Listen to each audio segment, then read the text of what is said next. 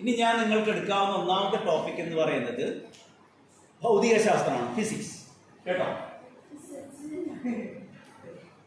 ഭൗതിക ശാസ്ത്രം. നമ്മൾ ഫിസിക്സ് അല്ലെങ്കിൽ ഭൗതിക ശാസ്ത്രം നമുക്ക് പേടിക്കേണ്ട ആവശ്യമൊന്നുമില്ല, അതൊക്കെ നമുക്ക് സുഖമായിട്ട് മാർക്ക് വാങ്ങിക്കാം. ഇന്ന് ഞാൻ നിങ്ങൾക്ക് പറഞ്ഞു തരുന്ന ടോപ്പിക് എന്ന് പറയുന്നത് താപപ്രേഷണം. എന്താണ് താപപ്രേഷണം എന്നാണ്. താപപ്രേഷണം എന്ന് പറഞ്ഞത് heat transmission, transmission of heat. Yes, transmission of heat എന്നാണ് താപപ്രേഷണം എന്ന് പറയുന്നത്. താപം ഒരു സ്ഥലത്ത് നിന്ന് മറ്റൊരു സ്ഥലത്തേക്ക് ട്രാൻസ്മിറ്റ് ചെയ്യുക, പോവുക. ഉദാഹരണത്തിന് നിങ്ങളൊരു കറി ഉണ്ടാക്കുകയാണ്, വീട്ടില് കറി ഉണ്ടാക്കുന്ന സമയത്ത് കറിക്കകത്തേക്ക് ഒരു സ്പൂൺ ഇടുക, അല്ലെങ്കിൽ ഒരു തവി അല്ലെങ്കിൽ സ്പൂൺ ഇടുക.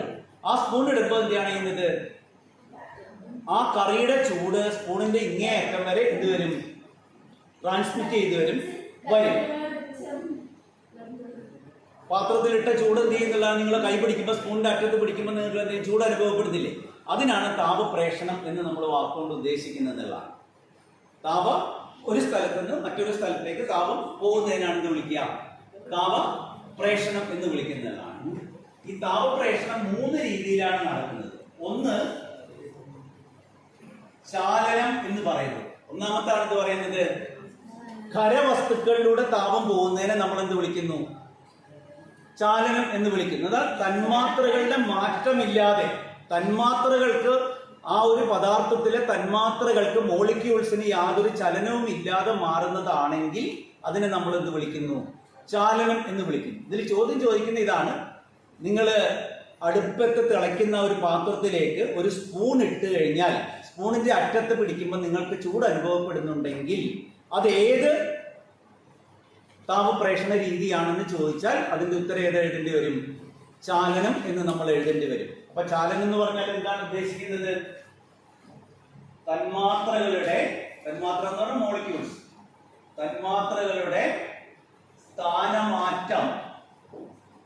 സ്ഥാനമാറ്റം ഇല്ലാതെയുള്ള താപപ്രേഷണം. തന്മാത്രകളുടെ സ്ഥാനമാറ്റം ഇല്ലാതെയുള്ള താപപ്രേഷണത്തിനാണ് എന്ത് വിളിക്കുക? ചാലനം എന്ന് വിളിക്കുന്നത്. അതിൻ്റെ അകത്ത് ഒരിക്കലും സ്പൂണിന്റെ സ്പൂൺ വളഞ്ഞു പോകുന്നുണ്ടോ? ഇല്ലല്ലോ. ഒരു ഇരുമ്പിന്റെ സ്പൂൺ കറിക്കാത്തിട്ട സ്പൂൺ വളഞ്ഞു പോകുന്നുണ്ടോ? സ്പൂൺ വികസിക്കുന്നുണ്ടോ എന്ന് നമ്മൾ കാണുന്നില്ലല്ലോ. സ്പൂൺ അതുപോലെ തന്നെ നിൽക്കുകയാണ്. അതിന്റെ തന്മാത്രകൾക്ക് യാതൊരു മാറ്റവും സംഭവിക്കുന്നില്ല. അതാണെങ്കിൽ ചാലനം എന്ന് വിളിക്കുന്നു. രണ്ടാമത്തതാണ് സംവഹനം. സംവഹനം, തന്മാത്രകൾക്ക് മാറ്റം വരുന്നു. ഉദാഹരണത്തിന് വെള്ളം തിളയ്ക്കുന്ന കണ്ടില്ലേ? നിങ്ങൾ വെള്ളം ബോയിൽ ചെയ്യുന്ന കണ്ടില്ലേ? ഒരു പാത്രത്തിൽ വെള്ളം ഇട്ട് തിളപ്പിച്ച് കഴിഞ്ഞാൽ എന്ത് ചെയ്യും? വെള്ളം ഇങ്ങനെ തന്മാത്രകൾക്ക് മാറ്റം വരുന്നില്ലേ? വായു ചൂടാവുന്നു. ഇപ്പൊ ഇവിടെ ഇരിക്കുന്ന വായു ചൂടായിട്ട് എന്ത് ചെയ്യും? മുകളിലേക്ക് പോകും. വായു ചൂടാക്കിയ മുകളിലേക്ക് പോകില്ലേ? വെള്ളം തിളയ്ക്കുമ്പോൾ നീരാവി അവിടെ നിൽക്കുന്നുണ്ടോ? വെള്ളം തിളയ്ക്കുമ്പോൾ നീരാവി മുകളിലേക്ക് പോകുന്നില്ലേ? അപ്പൊ അതിൻ്റെ ആ തന്മാത്രകൾക്ക്, വെള്ളത്തിന്റെ ജല തന്മാത്രകൾക്ക് സ്ഥാനമാറ്റം സംഭവിക്കുന്നു അല്ലെ? അപ്പൊ അതിനെയാണ് എന്തെന്ന് വിളിക്കുക? സംവഹനം എന്ന് വിളിക്കുന്നതാണ്. ഈ സംവഹനവുമായി ബന്ധപ്പെട്ട് 4 വാക്കുകൾ പരീക്ഷയ്ക്ക്, കഴിഞ്ഞ LDC പരീക്ഷയ്ക്ക് ചോദിച്ചതായിരുന്നു. ഇത് മുഴുവൻ പറഞ്ഞതിന് ശേഷം ഒന്ന് പറഞ്ഞുതരാം. അത് പറയേണ്ടത് കടൽക്കാറ്റ്, കരക്കാറ്റ്, താഴ്വരക്കാറ്റ്,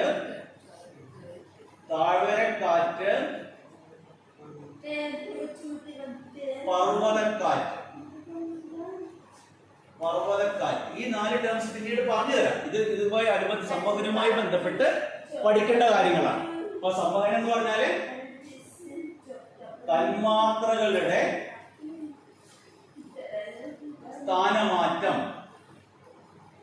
തന്മാത്രകളുടെ സ്ഥാനമാറ്റത്തോടുകൂടിയുള്ള താപപ്രേഷണ രീതിയെ നമ്മൾ എന്തെന്ന് വിളിക്കുന്നു? സംവഹനം എന്ന് വിളിക്കുകയാണ്. മറന്നുപോയി കേട്ടോ. തന്മാത്രകൾ അങ്ങോട്ടും ഇങ്ങോട്ടും ചലിക്കുകയാണെങ്കിൽ, വെള്ളം തിളയ്ക്കുന്ന സമയത്ത് വെള്ളം കുളുകുളാന്ന് തിളയ്ക്കുന്നു, തന്മാത്രകൾക്ക് എന്ത് ചെയ്യുന്നുണ്ട്? മാറ്റം വരുന്നുണ്ട് അല്ലെ? വെള്ളം ചൂടാകുന്ന സമയത്ത് നമ്മൾ എന്താണ്, ചോറ് വെക്കില്ലേ? അരി ഇടാൻ പോകുമ്പോൾ എന്ത് ചെയ്യുന്നുണ്ട്? ആ വെള്ളത്തിലുള്ള തന്മാത്രകൾ എന്ത് ചെയ്യുന്നുണ്ട്? മുകളിലേക്ക് കൈ വെച്ചാൽ എന്താണ്? അരി ഇടാൻ വരുന്നത് നമുക്ക് കൈ ചൂടാവും. കാരണം എന്താണ്? ആ തന്മാത്രകൾ ജലതന്മാത്രകളുടെ മുകളിലേക്ക് പോവുകയാണ് ചെയ്യുന്നത്. അതിനെയാണ് ഇന്ന് വിളിക്കുക സംവഹനം എന്ന് പറയുന്നത്. മൂന്നാമത്തതാണ് വികിരണം എന്ന് പറയുന്നത്. വികിരണം എന്ന് പറഞ്ഞാൽ മാധ്യമത്തിന്റെ ആവശ്യമില്ല. എന്ത് വേണം? ഈ ഇങ്ങനെ വരുന്നതിന് എന്തിന്റെ ആവശ്യമില്ല? മാധ്യമം ഒന്നും വേണ്ട, വായുവും വേണ്ട, ഒന്നും വേണ്ട, വെറുതെ ഇങ്ങോട്ട് വരും. സൂര്യനിൽ നിന്ന് സൗരോർജം ഭൂമിയിലേക്ക് വരുന്നത് എങ്ങനെയാണ്? ബഹിരാകാശമല്ലേ. ബഹിരാകാശം അപ്പുറത്തേക്ക് പോയി കഴിഞ്ഞാൽ എന്തില്ല? വായുവില്ല, ഒന്നുമില്ല, വെറും ശൂന്യതയാണ്. അവിടെ ഒരു മാധ്യമവും ഇല്ല, അവിടെ വായു ഒന്നുമില്ല. വായു എന്ന് പറഞ്ഞാൽ ഒരു പരിധി വരെ വായു ഉള്ളൂ, അതിന്റെ അപ്പുറത്തേക്ക് പിന്നെ എന്തില്ല? വായു ഒന്നുമില്ല. മാധ്യമത്തിന്റെ ആവശ്യമില്ലാതെ താപം ഒരു സ്ഥലത്ത് നിന്ന് മറ്റൊരു സ്ഥലത്തേക്ക് പോവുകയാണെങ്കിൽ അതിനെ നമ്മൾ എന്തെന്ന് വിളിക്കും? വികിരണം എന്നു വിളിക്കും. എന്ത് വിളിക്കും? മാധ്യമത്തിന്റെ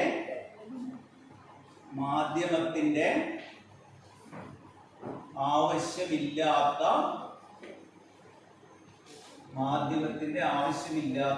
താപ പ്രേഷണം.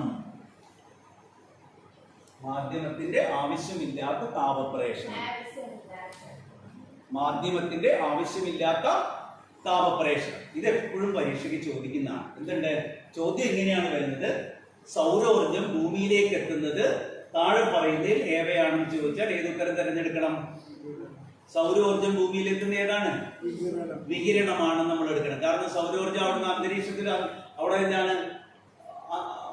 നമ്മുടെ വായു ഒന്നും ഇല്ലാത്തൊരു കൂടിയാണ് സൂര്യനിൽ നിന്ന് ഭൂമിയിലേക്ക് വരുന്നത്. അതിനെന്ത് ആവശ്യമില്ല? മാധ്യമം ആവശ്യമില്ല, വികിരണം എന്ന് പറയും. പിന്നെ അടുപ്പത്ത് തിളയ്ക്കുന്ന വെള്ളം തിളയ്ക്കുമ്പോൾ ഉണ്ടാവുന്ന താപപ്രേഷണം ഏതാന്ന് ചോദിച്ചാൽ നിങ്ങൾ എന്ത് ഉത്തരം പറയും?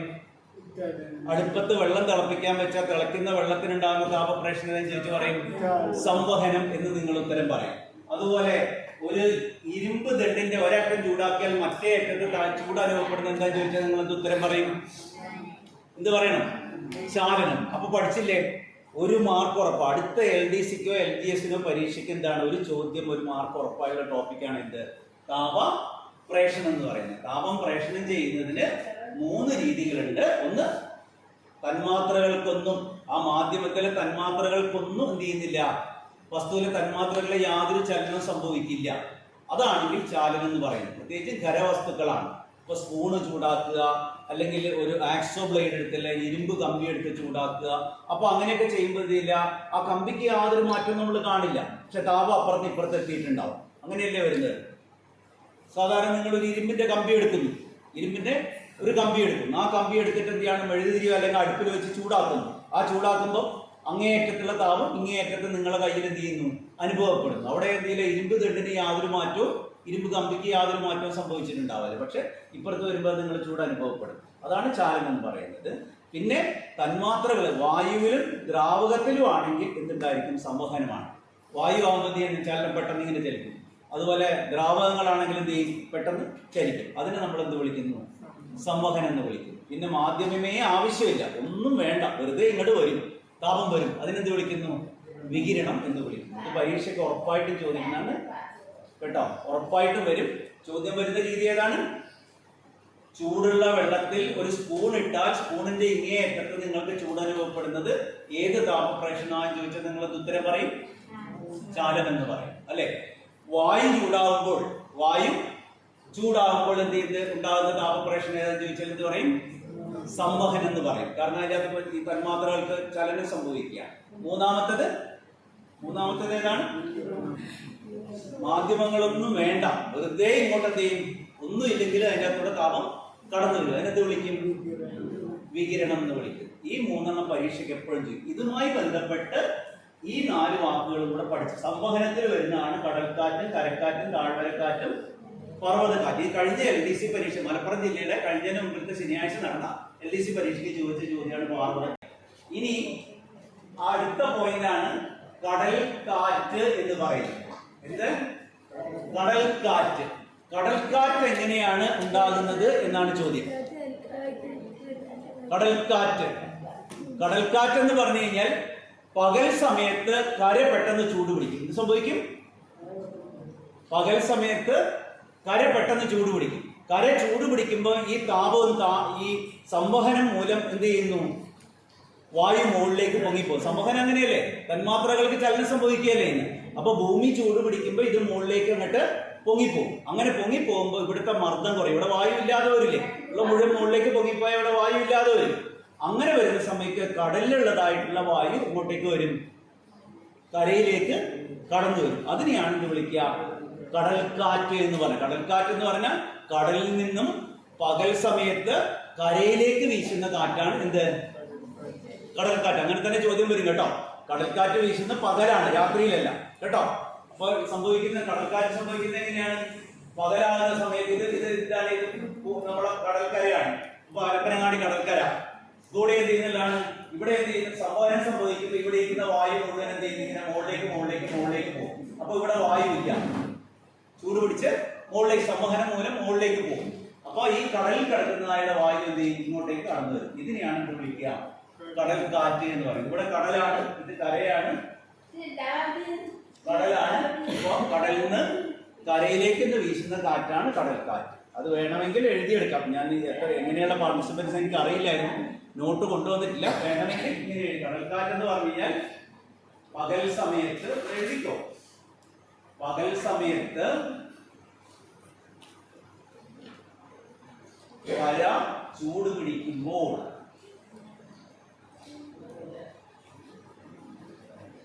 പകൽ സമയത്ത് കര ചൂട് പിടിക്കുമ്പോൾ,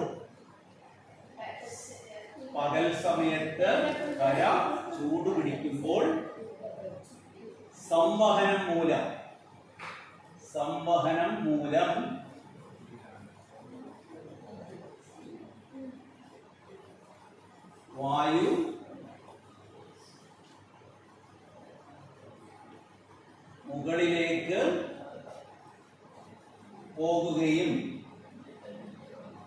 വായു മുകളിലേക്ക് പോകുകയും കടലിൽ നിന്ന് വായു കരയിലേക്ക് വീശുകയും ചെയ്യുന്നതാണ് കടൽക്കാറ്റ്.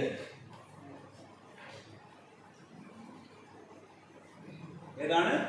പകൽ സമയത്ത് കര ചൂട് പിടിക്കുമ്പോൾ സംവഹനം മൂലം വായു മുകളിലേക്ക് പോവുകയും കേട്ടോ, മുകളിലേക്ക് ഉയരുകയും ആ സമയത്ത് കടലിൽ നിന്നും ഇതിലേക്ക് കരയിലേക്ക് കാറ്റ് വീശുന്നതിനെയാണ് നമ്മൾ എന്തെന്ന് വിളിക്കുക? കടൽ കാറ്റ് എന്ന് വിളിക്കുന്നത്. നമ്മളിപ്പോ ഒരു നട്ടുച്ച നേരത്തെ കണ്ണൂരോ അല്ലെങ്കിൽ വേറെ കടപ്പുറത്തൊക്കെ പോയി ഭയങ്കര കാറ്റിങ്ങനെ വീശുന്ന കാണാനില്ലേ? ആ കാറ്റ് വീശുന്ന എങ്ങനെയാണ്? ഇവിടുത്തെ കര എന്ത് ചെയ്യുന്നു? ചൂട് പിടിക്കുന്നു. അപ്പോൾ എന്താണ്? സംവഹനമാണ് സംഭവിച്ച് വായു മുകളിലേക്ക് പോകും. അപ്പൊ ഇവിടെ എന്ത് ചെയ്യില്ല? മർദ്ദം കുറയും, ഇവിടെ വായു ഇല്ല. അപ്പൊ കടലിൽ നിന്നുള്ള കാറ്റ് ഇങ്ങോട്ടേക്ക് വീശും. അതിനെയാണ് എന്ത് വിളിക്കുക? കടൽ കാറ്റ് എന്ന് വിളിക്കും. സംശയം ഉണ്ടാവരുതേ. കടൽക്കാറ്റ് എപ്പോഴാണ് വീശുന്നത്? രാത്രിയാണോ പകലാണോ? എപ്പോഴാണ് വീശ? പകൽ സമയത്താണ് വീശ. ഇനി നേരെ തിരിച്ച് ഇത് എഴുതി കഴിഞ്ഞോ? ഇത് കഴിഞ്ഞാൽ പറയണം കേട്ടോ. കഴിഞ്ഞോ? ആ,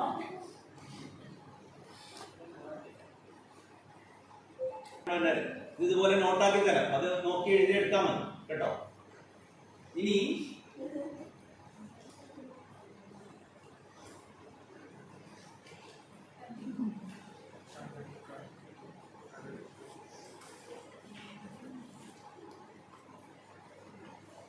കരക്കാറ്റ്. അടുത്തതാണ് കരക്കാറ്റ്. കരക്കാറ്റാണ് രണ്ടാമത്തത്. കടൽക്കാറ്റ് കഴിഞ്ഞു, അടുത്തത് കരക്കാറ്റാണ്. ഈ കരക്കാറ്റ് സംഭവിക്കുക എന്ന് പറഞ്ഞു കഴിഞ്ഞാൽ ഇത് മണ്ണാണ്, ഇത് ഭൂമിയാണ്. ഇത് എന്താണ്? കടലാണെന്ന് വെച്ചോളൂ. കടലാണ്. രാത്രിയാവുന്ന സമയത്ത് എന്ത് ചെയ്യുന്ന അറിഞ്ഞോ? രാത്രിയാവുമ്പം ഭൂമി പെട്ടെന്ന് അങ്ങ് തണുക്കും. ഭൂമി എന്ത് ചെയ്യും? രാത്രിയാവുന്ന സമയത്ത് ഭൂമി തണുക്കുന്നു. ഭൂമി പെട്ടെന്ന് എന്ത് ചെയ്യുന്നു? സൂര്യൻ പെട്ടെന്ന് തണുക്കും രാത്രിയാവുന്ന സമയത്ത്. ഇവിടേക്ക് എന്ത് ചെയ്തല്ലാണ്? ഇന്ന് തണുത്തു പോകുമല്ലോ. സാധാരണ നേരത്തെയുള്ള അവസ്ഥ. നേരത്തെ കര എന്താണ്? ചൂടാവുന്നല്ലേ നമ്മൾ കണ്ടത്? പകൽ സമയത്ത് കര ചൂടാവാണ്. ഇത് ഭൂമി പെട്ടെന്ന് തണുക്കും. കടൽ പക്ഷെ എന്ത് ചെയ്യില്ല? അത്ര പെട്ടെന്ന് തണുക്കില്ല. കടൽ എന്ത് ചെയ്യില്ല? കടല് രാത്രിയാവുമ്പോൾ തണുക്കില്ല. അപ്പൊ നമ്മൾ എന്ത് ചെയ്യുന്നതാണ്? ഇവിടുന്ന് എന്ത് ചെയ്യുന്നതാണ്? ഈ കരയിൽ നിന്ന് എന്ത് ചെയ്യുന്നതാണ്? കടലിലേക്ക് രാത്രിയാകുമ്പോൾ കാറ്റ് വീശും. അതിനെയാണ് നമ്മൾ എന്ത് വിളിക്കുക? കരക്കാറ്റ് എന്ന് പറയുന്നത്. അപ്പൊ കരക്കാറ്റ് എന്ന് പറയുന്നത് എന്ത് ചെയ്യുന്നതാണ്? ഇന്ന് രാത്രികാലങ്ങളിൽ എന്ത് ചെയ്യുന്നതാണ്? കരയിൽ നിന്നും കടലിലേക്ക് വീശുന്ന കാറ്റിനെയാണ് എന്തെന്ന് വിളിക്കുക? കരക്കാറ്റ് എന്ന് വിളിക്കുന്നത്. അങ്ങോട്ടും ഇങ്ങോട്ടും ഇങ്ങനെ സ്റ്റേറ്റ്മെന്റ് ആയിട്ട് ചോദിക്കുക, അപ്പൊ തെറ്റിപ്പോരും കേട്ടോ. അപ്പൊ ഇത് കരക്കാറ്റ് എന്ന് എഴുതിയിട്ട് രാത്രിയാകുമ്പോൾ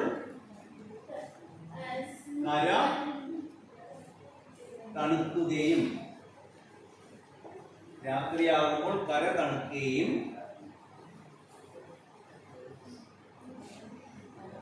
കടൽ തണുക്കാതിരിക്കുകയും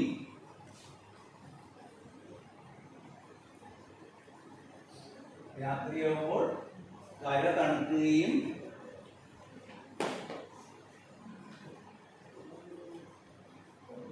കടൽ തണുക്കാതിരിക്കുകയും ചെയ്യാണ് കേട്ടോ. കര തണുക്കും, അപ്പൊ ഇവിടെ ഒന്നും ഉണ്ടാവില്ല, കര പെട്ടെന്ന് തണുക്കും. ഇവിടെ സാധാരണ അവസ്ഥ തന്നെ മാറും. ഇപ്പൊ ഇവിടെ എന്താണ് ചെയ്യുന്നത്? മർദ്ദമുള്ള അവസ്ഥയിൽ തന്നെ വായു നിറയും. അപ്പൊ ആ സമയത്ത് തണുക്കാതിരിക്കുകയും ചെയ്യുമ്പോൾ കരയിൽ നിന്നും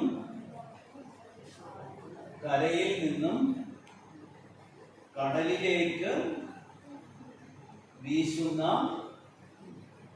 കാറ്റാണ് കരക്കാറ്റ്. ഈ മറന്നുപോ, ഇതിങ്ങനെ ചോദ്യം കാണുമ്പോൾ തെറ്റിപ്പോകും കേട്ടോ, അത്ര എളുപ്പമല്ല.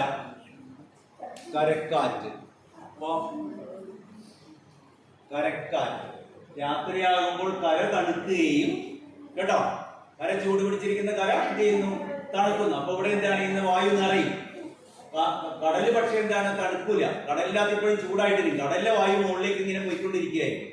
അപ്പൊ ഇവിടുന്ന് കരയിൽ നിന്ന് എന്ത് ചെയ്യുന്നു? ആ കടലിലേക്ക് വീശുന്ന കാറ്റാണ് കരക്കാറ്റ് എന്ന് പറയുന്നത്. അപ്പൊ കടൽക്കാറ്റും കരക്കാറ്റും എപ്പോഴും പരീക്ഷയ്ക്ക് ചോദിക്കുന്നതാണ്, മറന്നു പോകരുത് എന്നുള്ളതാണ്. അപ്പൊ രാത്രി പകലൊന്നും മാറിപ്പോകരുത്. കടൽക്കാറ്റ് വീശുന്നത് എപ്പോഴാ? രാത്രിയോ പകലോ? പകല്. കരക്കാറ്റ് വീശുന്നത് രാത്രി ആണ് വീശുന്നതാണ് കരക്കാറ്റ് എന്ന്. ഇനി അടുത്തത് ഇത് എഴുതിയോ?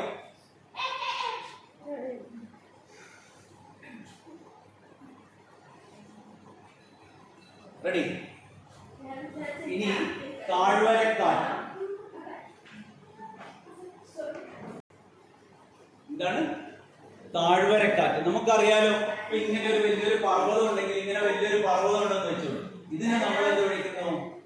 താഴ്വര എന്ന് വിളിക്കുന്നു. ഇത് പർവ്വതം. ഇങ്ങനെ വലിയൊരു ഹിമാലയ കണ്ടില്ലേ, വലിയൊരു പർവ്വതം ഉണ്ടെന്ന് വെച്ചോളൂ. അപ്പൊ ഇത് പർവ്വതം മുകളിലാണ്, താഴ്വര താഴെയാണ്. കണ്ടില്ലേ? ഈ താഴ്വരക്കാറ്റ് എന്ന് പറഞ്ഞാൽ പകൽ സമയത്ത് ചൂട് കൊണ്ട് ഈ പർവ്വതത്തിന്റെ മുകളിലെ വായു എന്താണ്? ചൂട് പിടിച്ച് മുകളിലേക്ക് പോകും. ഈ പകൽ സമയത്ത് പർവ്വതത്തിന്റെ മുകളിലെ വായു പെട്ടെന്ന് ചൂടാവുന്ന അവിടെയല്ലേ? പർവ്വതത്തിന്റെ മുകളിലിരിക്കുമ്പോൾ അവിടെ ചൂടാകുന്ന സമയത്ത് എന്ത് ചെയ്യും? അവിടുത്തെ വായു സംവഹനം മൂലം എന്ത് ചെയ്യും? മുകളിലേക്ക് പോകും. അപ്പൊ ഇവിടെ ഉണ്ടാവില്ല, വായു ഉണ്ടാവില്ല. അങ്ങനെ വരുന്ന സമയത്ത് ഈ താഴ്വരയിൽ നിന്ന് കാറ്റ് എന്ത് ചെയ്യുന്നു? മുകളിലേക്ക് വീശിക്കൊണ്ടിരിക്കും. അതിനെയാണ് വിളിക്കുക താഴ്വരക്കാറ്റ്. അപ്പൊ താഴ്വരക്കാറ്റ് വീശുന്ന പകലാണോ രാത്രിയാണോ? പകൽ. അത് മറന്നുപോകരുത് കേട്ടോ. താഴ്വരക്കാറ്റ് വീശുന്നത് പകലാണ്. ഇപ്പൊ താഴ്വരക്കാറ്റ് വീശുന്നത് എന്നുള്ളതാണ്. അപ്പൊ മറന്നുപോകരുത്. അപ്പൊ ഇത് എഴുതി വെച്ചാൽ മതി. പകൽ സമയത്ത് പർവ്വതത്തിന് മുകളിൽ വായു ചൂട് പിടിക്കുകയും സംവഹനം മൂലം മുകളിലേക്ക് ഉയരുകയും ചെയ്യുമ്പോൾ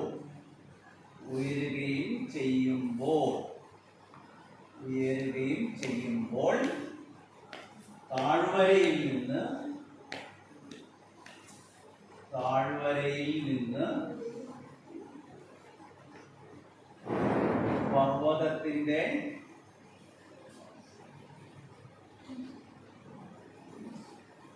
മുകളിലേക്ക് വീശുന്ന കാറ്റാണ് താഴ്വരക്കാറ്റ്. താഴ്വരക്കാറ്റ്. വീശുന്ന കാറ്റാണ് എന്ത് പറയുന്നത്? താഴ്വരക്കാറ്റ് എന്ന് പറയുന്നത്.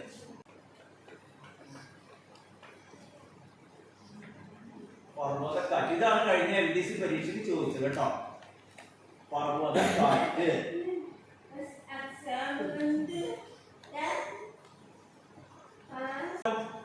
ഇവിടെ താഴ്വരക്കാറ്റ് എന്ന് പറഞ്ഞ പർവ്വതക്കാറ്റ് എന്താന്ന് പറയാൻ പറ്റില്ലേ? ഇതാണ് നേരത്തെ പറഞ്ഞ. ഇതാണ് ഞാൻ ഇങ്ങനെ ഒരു പർവ്വതമുണ്ട്, ഇങ്ങനെ പർവ്വതം വരച്ചിരിക്കുന്നു,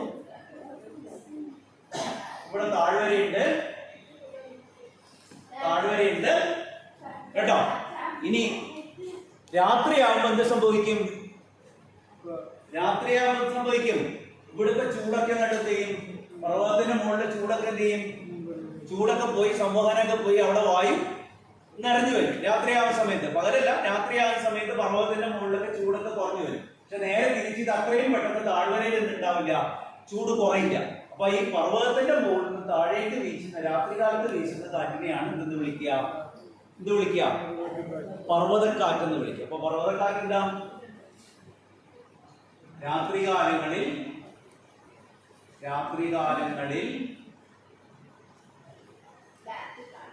പർവ്വതത്തിന്റെ മുകളിൽ നിന്ന്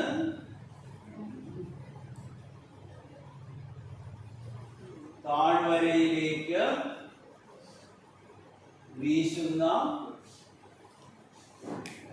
കാറ്റിനെ പർവ്വതക്കാറ്റ് എന്ന് വിളിക്കുന്നു.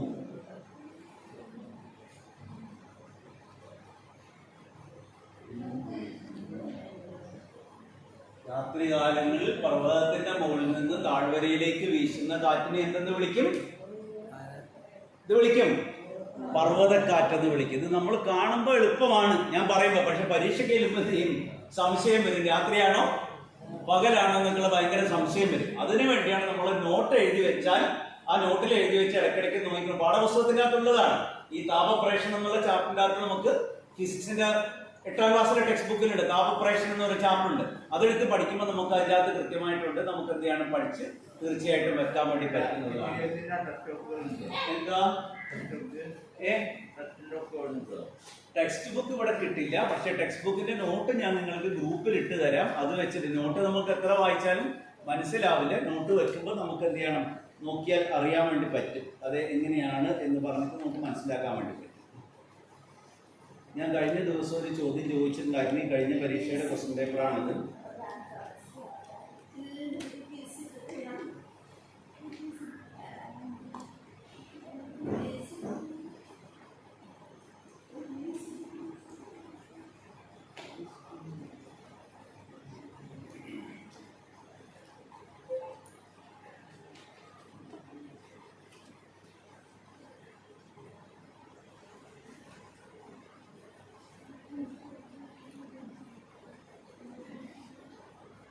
കഴിഞ്ഞ ദിവസം ക്വസ്റ്റ്യൻ പേപ്പറിൽ കണ്ടിട്ടുണ്ടായിരുന്നു. ഈ ക്വസ്റ്റ്യൻ പേപ്പറിലാണ്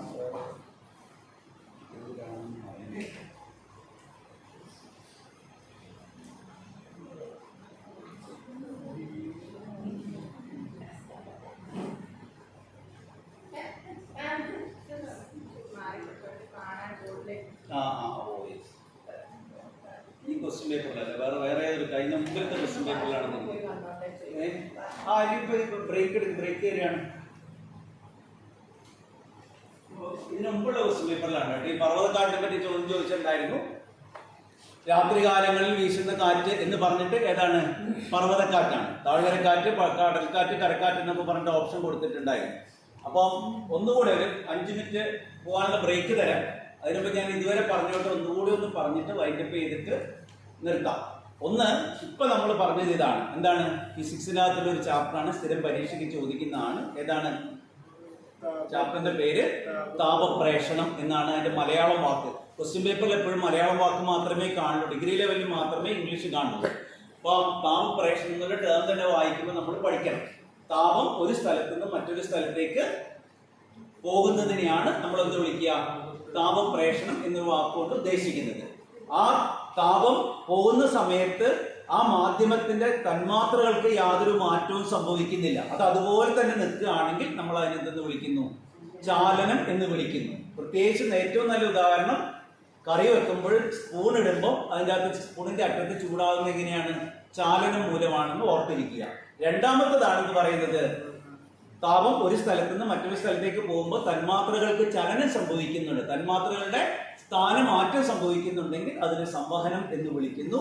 സംവഹനം നടക്കുന്ന ദ്രാവകങ്ങളിലും വാതകങ്ങളിലുമാണ്. വാതകം ചൂടാകുമ്പോൾ ഇങ്ങനെ പൊങ്ങി മുകളിലേക്ക്, ദ്രാവകം ചൂടാകുമ്പോൾ വെള്ളം തിളയ്ക്കുന്നില്ലേ, പിന്നെ ചൂടായിപ്പോ, അതിനാണ് സംവഹനം എന്ന് പറയുന്നത്. സംവഹനവുമായി ബന്ധപ്പെട്ട് പരീക്ഷയ്ക്ക് ചോദിക്കുന്ന 4 വാക്കുകളാണ് ഏതൊക്കെ?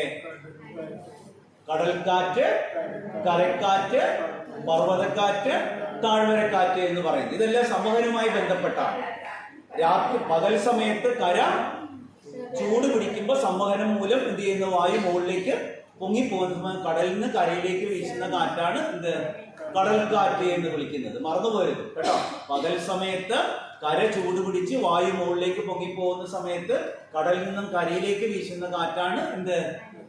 കടൽക്കാറ്റ് എന്ന് പറയും. നേരെ തിരിച്ച് രാത്രികാലം സമയത്ത് കര പെട്ടെന്ന് തണുക്കുകയും കടൽ തണുക്കാതിരിക്കുകയും ചെയ്യുന്നതാണ്. അപ്പോൾ എന്ത് ചെയ്യുന്നതാണ്? കടലിൽ നിന്നും തിരിച്ച് കരയിലേക്ക് വീശുന്ന കാറ്റാണ് എന്തെന്ന് പറയുന്നത്? കരക്കാറ്റ് എന്ന് പറയുന്നത്. അതുപോലെ പകൽ സമയത്ത് ഇവിടുന്ന് താഴ്വരയിൽ നിന്നും പർവ്വതത്തിന്റെ മുകളിലേക്ക് വീശുന്ന കാറ്റാണ് താഴ്വരക്കാറ്റ് എന്ന് പറയുന്നത്. രാത്രിയാകുമ്പോൾ പർവ്വതത്തിന്റെ മുകളിൽ നിന്ന് താഴ്വരയിലേക്ക് വീശുന്ന കാറ്റാണ് എന്ത് പറയുന്നത്? പർവ്വതക്കാറ്റ് എന്ന് വിളിക്കുന്നത്. ഈ 4 കാറ്റും ഇത് ഇത്രയും പഠിച്ചു വെച്ചാൽ അടുത്തൊരു പരീക്ഷയ്ക്ക് ഒരു ചോദ്യം നമുക്ക് ഉറപ്പായിട്ട് കിട്ടും. അതിൻ്റെ അകത്ത് അതുമായി ബന്ധപ്പെട്ട ഒരു ചോദ്യം വരും. ഇതുപോലെ ഇത്രയും പഠിച്ചാൽ പോരാ, ഈ ഒരുപാടുണ്ട്. ശബ്ദം പഠിക്കാനുണ്ട്, പ്രകാശം പഠിക്കാനുണ്ട്, പ്രകാശത്തിന്റെ അപവർത്തനമുണ്ട്, പ്രകാശത്തിന്റെ പ്രകീർണനമുണ്ട്, അല്ലെ, പ്രകാശത്തിന്റെ വിസരണമുണ്ട്. അങ്ങനെ ഒരുപാട് കാര്യങ്ങൾ പഠിക്കാനുണ്ട്. പക്ഷെ അതിങ്ങനെ പതുക്കെ പതുക്കെ ചെറുതായിട്ട് പഠിച്ചെടുക്കണം കേട്ടോ. ഫ്രം സിമ്പിൾ ടു കോംപ്ലക്സ് എന്നുള്ളതാണ് നമ്മുടെ പഠനത്തിന്റെ തിയറി എന്ന് പറയുന്നത്. സിമ്പിളായിട്ട് പഠിച്ചിട്ട് എന്ത് ചെയ്യണം? കുറച്ചുകൂടെ കട്ടിയുള്ളത് പതുക്കെ പഠിക്കുക. പിന്നെ പ്രാക്ടീസ് മേക്സ് പെർഫെക്റ്റ് എന്നാണ്. നമ്മൾ സ്ഥിരമായി ചെയ്തുകൊണ്ടിരിക്കുകയാണ് കേട്ടോ. അതുമായി ബന്ധപ്പെട്ട ഒരു ബയോളജിയുടെ ഒരു കാര്യം ഞാൻ പറഞ്ഞുതരാം. നമ്മൾക്ക് എങ്ങനെയാണ് ഈ ഓർമ്മ നിൽക്കുന്നത് എന്ന് പറഞ്ഞാൽ, പരീക്ഷയ്ക്ക് ഓർക്കല്ലേ വേണ്ടത്? പരീക്ഷയ്ക്ക് ചെല്ലുമ്പോൾ നമ്മൾ ഓർത്തിരിക്കുകയാണ് വേണ്ടത്. ഓർക്കുക എന്നുള്ളതിന്റെ പുതിയ സിദ്ധാന്തം എന്ന് പറയുന്നത് സിനാപ്റ്റിക് പ്ലാസ്റ്റിസിറ്റി എന്നാണ് വിളിക്കുക. നമ്മളെ തലച്ചോറിലെ കോശങ്ങൾക്കാണ് നാഡീകോശങ്ങൾ അല്ലെങ്കിൽ ന്യൂറോണുകൾ എന്ന് വിളിക്കും. ഈ ബയോളജി 10ാം ക്ലാസ്സിലെ 1ാം ചാപ്റ്റർ പഠിക്കാണ്. ഇങ്ങനെയുണ്ട് ന്യൂറോണുകളുടെ. ഈ ന്യൂറോണുകളുടെ ഇങ്ങേയറ്റത്ത് ഇത് ഡെൻഡ്രൈറ്റുകൾ എന്ന് പറയുന്നത്, ഇവിടെ എന്ത് പറയുന്നതാണ്? സിനാപ്സുകൾ എന്ന് പറയുന്നത്. ഈ ന്യൂറോൺ, അപ്പം ഞാൻ പഠിച്ചൊരു ഓർമ്മയില്ലേ? അപ്പൊ ഞാനൊരു കാര്യം പഠിച്ചു. ഇന്ത്യൻ പ്രസിഡന്റിന്റെ പേര് ആരാണ്? ഇന്ത്യൻ പ്രസിഡന്റിന്റെ പേര് എന്താണ്? ദ്രൗപദി മുർമു എന്ന് ഞാൻ പഠിച്ചു വെച്ചു. പരീക്ഷയ്ക്ക് ചോദ്യം ചോദിക്കുകയാണ്, ഇന്ത്യൻ പ്രസിഡന്റിന്റെ പേരെന്താണ്? അപ്പൊ നമ്മൾ സംഭവിക്കുന്ന പറഞ്ഞാൽ, ഈ നമ്മുടെ തലച്ചോറിലെ ന്യൂറോണിൽ നിന്നും ഇതാണ് സിനാപ്സുകൾ എന്ന് പറയുന്നത്. ഈ ചെറിയ വാല് പോലെയുണ്ട്. ഈ സിനാപ്സുകളിലൂടെ അടുത്ത ഒരു നാഡീകോശങ്ങളിലേക്ക് പോയിട്ട് നമ്മളെ കൈ പ്രവർത്തിക്കും. ഇങ്ങനെ നമ്മളെന്ത് ചെയ്യും? കറപ്പിക്കും. അങ്ങനെയല്ലേ ചെയ്തത്? പെട്ടെന്ന് ഓർമ്മ വരും, ദ്രൗപദി മുർമു ആണ്, പെട്ടെന്ന് ഓർമ്മ വരും. ഇതിനെയാണ്, ഈ സിനാപ്സ് ആണ് നമ്മുടെ ഓർമ്മയിൽ മുഴുവൻ പ്രധാനപ്പെട്ട പങ്ക് വഹിക്കുന്നതിലാണ്. അതിന് പുതിയ സിദ്ധാന്തം സിനാപ്റ്റിക് പ്ലാസ്റ്റിസിറ്റി എന്ന് പറയും.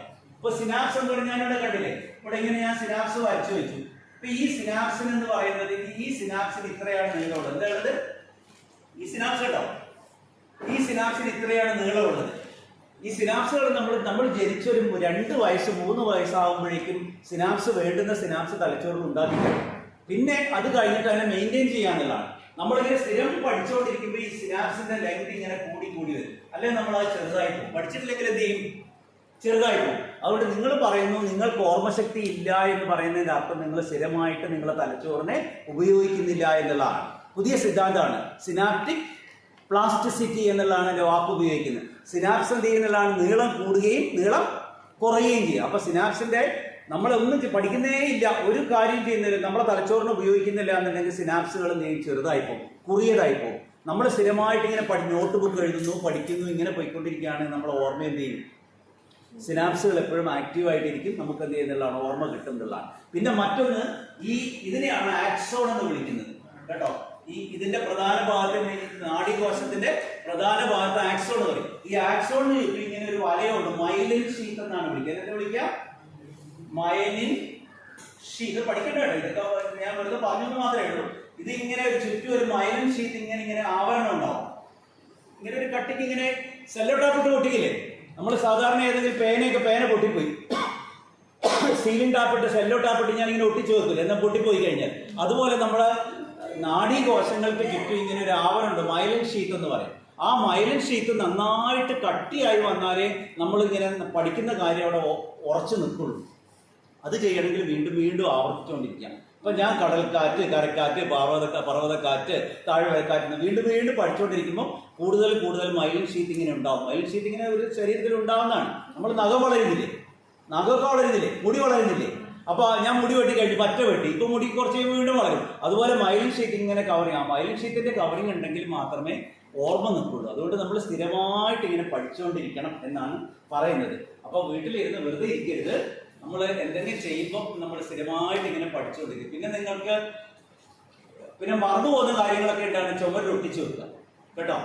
മറന്നു പോകുന്ന കാര്യങ്ങളല്ലേ, ഇപ്പൊ പർവ്വതക്കാറ്റ്, താഴ്വരക്കാറ്റ്, ഒടുക്കത്തെ കാറ്റ്, ഇതൊന്നും മറന്നു പോകാനുള്ള ദൈവമേ എന്ന് പറയുകയാണെങ്കിൽ ആ ചുമരിൽ ഒരു പേപ്പറിൽ എഴുതിയിട്ട് ചുമരിൽ അങ്ങോട്ടും ഇങ്ങോട്ടും പോകുമ്പോൾ ഇതാണ് പർവ്വതക്കാറ്റ്, ഇതാണ് താഴ്വരക്കാറ്റ്, ഇതാണ് എന്ന് നമുക്ക് പഠിച്ചു വെച്ചാൽ നമുക്ക് ഓർമ്മയിലെത്തും. അങ്ങനെ സ്ഥിരമായിട്ട് റിപ്പീറ്റ് ചെയ്തുകൊണ്ടിരുന്നാൽ മതി കേട്ടോ. അങ്ങനെ പോകാൻ വേണ്ടി പറ്റും. ചിലതൊക്കെ നമുക്ക് മറന്നു പോകും. ഇത്തവണ നോബൽ സമ്മാനം കിട്ടിയ ആൾക്കാരില്ലേ, ഒരു വല്ലാത്ത പേര് ദൈവം, ഇതൊക്കെ ആര് പേരിട്ട് ദൈവമേമാർക്ക് എന്നൊക്കെ നമുക്ക് തോന്നും. അതൊക്കെ നമ്മൾ ചുമരിൽ എഴുതി ഒട്ടിച്ച്, ഒരു പേപ്പറിൽ എഴുതി ഒട്ടിച്ച് വെച്ച് അങ്ങോട്ട് പോകുമ്പോൾ ഇങ്ങോട്ട് പോകുമ്പോൾ അത് കണ്ടു കഴിഞ്ഞാൽ നമ്മളെ മനസ്സിലേക്ക് എന്ത് ചെയ്യും, പിന്നെ മറക്കാതെ പെട്ടെന്ന് പരീക്ഷയ്ക്ക് വരുമ്പോൾ ഓർമ്മ. ഷോർട്ട് ബ്രേക്ക്, ഒരു 5 മിനിറ്റ് ബ്രേക്ക് എടുക്കാം കേട്ടോ. കൃത്യം 12 മണിക്ക് തുടങ്ങും. 5 മിനിറ്റ് കൊണ്ട് ഓടി പോയിട്ട് വന്നാൽ എന്നിട്ട് അടുത്ത ടോപ്പിക്ക് എടുക്കാം. അപ്പോൾ ഇത് മനസ്സിലായാലും മറന്നുപോയില്ലല്ലോ. കടൽക്കാറ്റ്, കരക്കാറ്റ്, ചാലനം, സംവഹനം, വികിരണം, കടൽക്കാറ്റ്, കരക്കാറ്റ്, പർവ്വതക്കാറ്റ്, താഴ്വരക്കാറ്റ്, ഇത്രയാണ് പഠിച്ചു വെച്ചത്. അത് മറക്കാതെ പഠിച്ചു വെക്കണം കേട്ടോ. അതുപോലെ പഠിക്കുന്നത് എങ്ങനെയാണെന്ന് ഞാൻ പറഞ്ഞു തന്നു. ഒരു റാങ്ക് ഫയൽ വായിക്കണം, മുഴുവൻ പേജും വായിച്ച് മനസ്സ് പറഞ്ഞുകൊണ്ട് അടിവരയിട്ട് പോകണം. പാഠപുസ്തകങ്ങളെ നോട്ടാക്കി എഴുതി വെക്കണം. കറണ്ട് അഫയേഴ്സ് അയച്ചു തരുന്ന നോട്ട്ബുക്കിലേക്ക് എഴുതി വെക്കണം. മുൻ ചോദ്യങ്ങൾ അയച്ചു തരുന്നൊക്കെ ഉണ്ടെങ്കിൽ വായിച്ചു നോക്കണം. ഇത്രയുണ്ടെങ്കിൽ അടുത്ത റാങ്ക് ലിസ്റ്റ് ജോലി ഉറപ്പാണ്. ഇപ്പം ഞാൻ ഇതിൻ്റെ ഫോട്ടോ